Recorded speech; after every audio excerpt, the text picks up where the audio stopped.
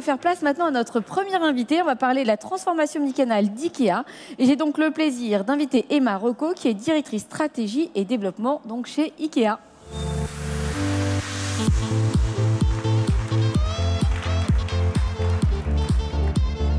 Merci.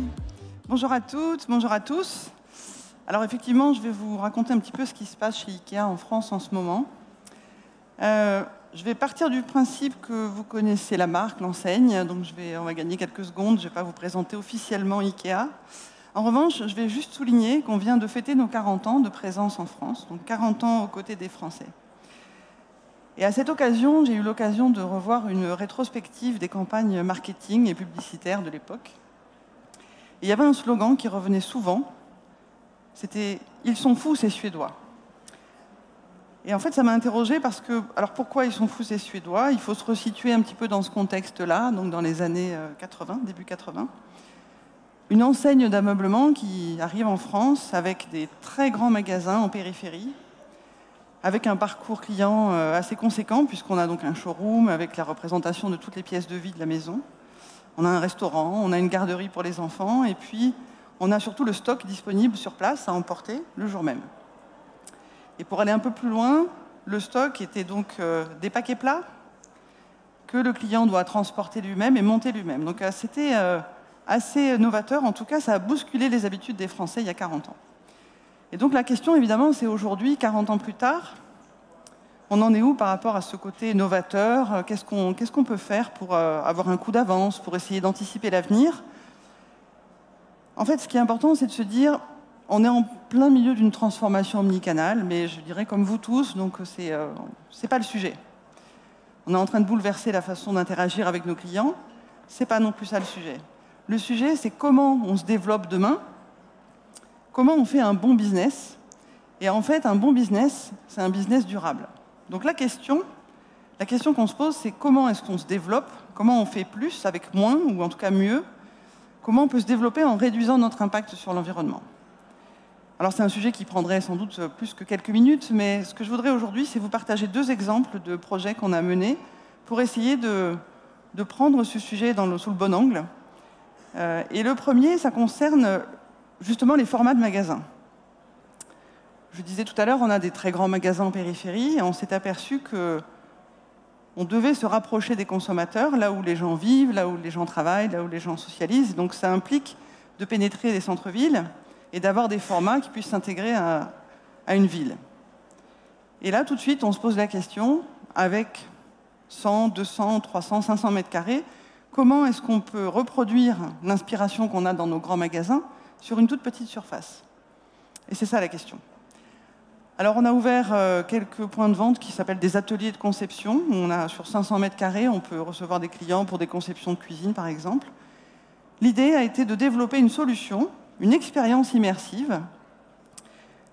Alors, c'est en fait une technique assez simple et assez peu coûteuse qui permet, sur 9 mètres carrés, de projeter en fait une immersion dans toutes les ambiances qu'on a d'habitude dans un magasin. Alors, c'est assez simple, pourquoi? Parce que ce sont des projections d'images sur 3 murs et qui permettent donc de pouvoir aller de pièce en pièce. Donc, le client peut, à l'aide d'une tablette ou d'une borne, choisir dans quel emplacement il souhaite se trouver, quelle pièce de la maison, et puis aller voir les différentes finitions. Il peut changer la couleur des façades, et puis ensuite il peut faire apparaître des QR codes sur ces différents meubles.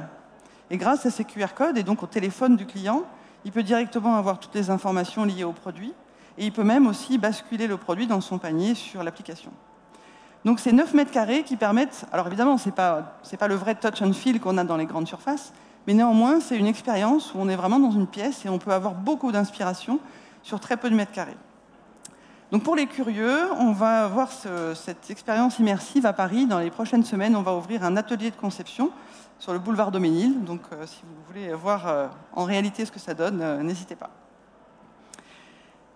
Et concernant les formats, c'est vrai que les petits formats, c'est important pour nous. Ça nous permet d'avoir un complément sur un canal différent. Et j'entends beaucoup parler depuis ce matin, effectivement, de transfo omnicanal, de digital, de e-commerce, de marketplace. Mais je voudrais juste souligner quand même que la force du magasin physique, en tout cas chez IKEA aujourd'hui, c'est 80% de nos transactions qui se font dans des magasins physiques. Donc il faut absolument, dans le futur, il faut continuer d'accompagner ces magasins physiques parce que c'est extrêmement complémentaire à tout ce qui se passe à côté. Le deuxième sujet que je vous propose d'aborder, c'est lié à notre, pareil, transformation omnicanal. L'impact de la transformation, ça veut dire qu'on développe nos ventes en ligne. À titre d'exemple, on a doublé en fait notre part de vente en ligne en 3 ans. On est passé de 10% à 20% en 3 ans. Alors évidemment, la crise du Covid a accéléré tout ça. Alors, qui dit plus de ventes en ligne, dit en général plus de livraison, et donc plus de livraison, plus de camions sur les routes.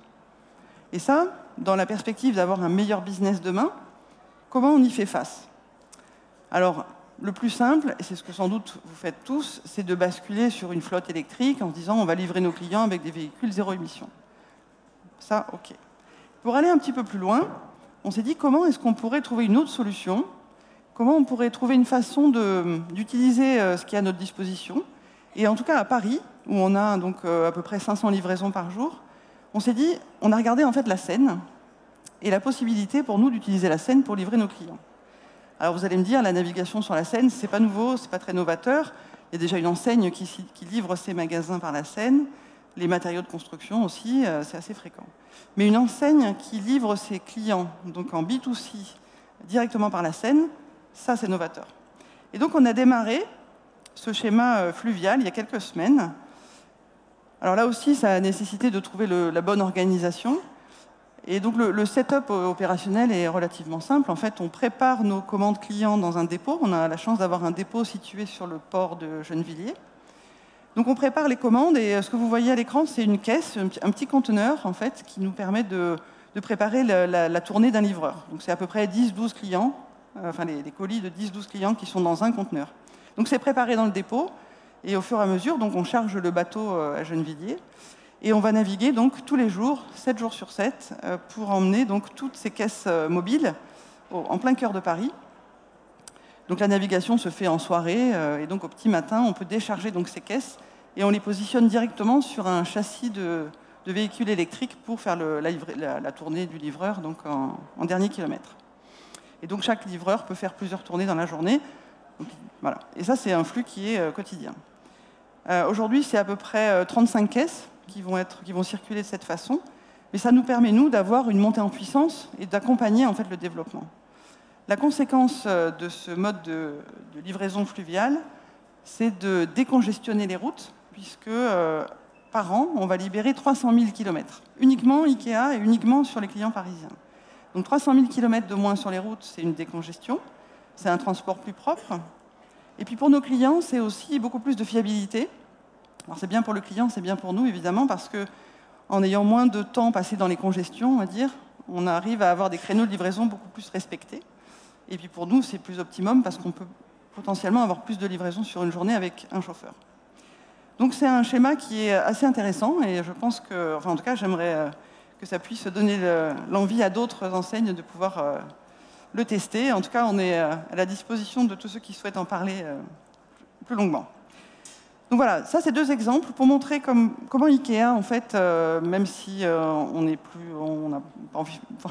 pas fou, mais on a envie de pouvoir montrer la voie, de pouvoir trouver des solutions un peu innovantes pour adresser le marché tel qu'il est. Et pour conclure, en fait, c'est un sujet que je vais poser en fait auprès de vous. Je n'ai pas les réponses, mais je pense que c'est intéressant qu'on regarde aussi le sujet de demain. On parle beaucoup de circularité. Donc il y a 2 questions qu'on se pose et qu'on est en train d'adresser.